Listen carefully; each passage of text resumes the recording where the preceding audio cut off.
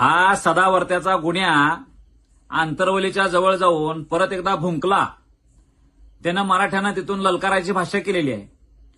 पण ज्या आंदोलनात तू गेलायस त्या धनगर समाज बांधवाच्या तिथं बसून तू आदिवासी आरक्षणात धनगर समाज जाणार कसा हे तू सांगायला पाहिजे होतास. तू स्वतःला वकील मानतोस ना. बरं, त्या धनगर समाज बांधवाच्या आरक्षण आंदोलनाला सुरुवातीपासून पाठिंबा असणारे आम्ही आहे. पण गुन्ह्या तू आम्हाला एक सांग, आपल्या महाराष्ट्रातल्या एक दोन जाती ज्या आज ओबीसीत आहेत त्या एससी मध्ये आरक्षण मागायला लागलेल्या आहेत, संविधानानुसार मागायला लागलेले आहेत. तू त्या जातींना पाठिंबा दे.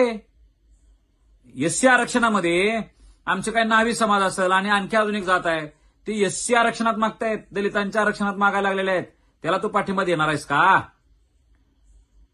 तुला फक्त मराठा जातीला ललकारण्यासाठी तुला तिथं पाठवलेलं आहे. मराठवाड्यामध्ये जातीवाद वाढल कसा ह्याचं टार्गेट तुला दिलं गेलेलं आहे. तू आज जे काय बोंबलायला लागला जरांगे, अरे जरांगे पाटलाला तू त्यांचं कर्तृत्व आहे. तू कोण आहेस? गावचा कुत्रा आहेस, बिनपट्ट्याचा कुत्रा. तुला काय घंट्याचा माहिती आहे रे अभ्यास?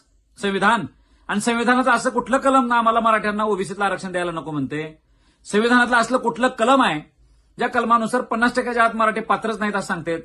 तुझा लय अभ्यास आहे तर तू 23 मार्च 1994 जो GR नेमका कसा चांगला हे सांग ना. ए गुन्ह्या, त्या कुठलं आयोग नेमला होता 23 मार्च 1994 त्याच्यावर बोल.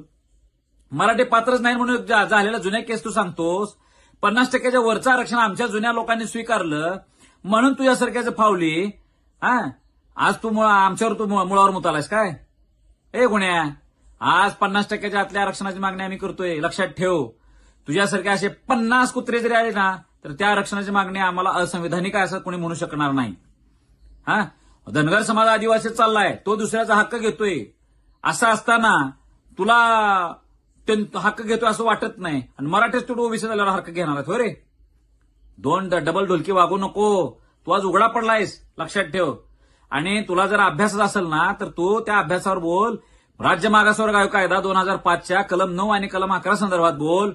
तुझे संरक्षणाची जबाबदारी आम्ही घेऊ. तुला आंतरवलीत यायचंय ना. आझाद मैदानावर आम्ही आव्हान केलं त्यावेळेस तुझी बायको म्हणत होती घाबरून, होय काय मराठ्यांना बोलू नका, मराठी घराकडे येतील, असलं काय खालची दर्जा करू नका. आम्ही मराठ्या आझाद मैदानावरून माघारी आल्यावर तुझे पोलीस संरक्षणात उभा राहून लय फडफड वाढले. होय रे, तुझी बायको पण हे करते अशी. काय रे, कुठला अभ्यास तुमचा?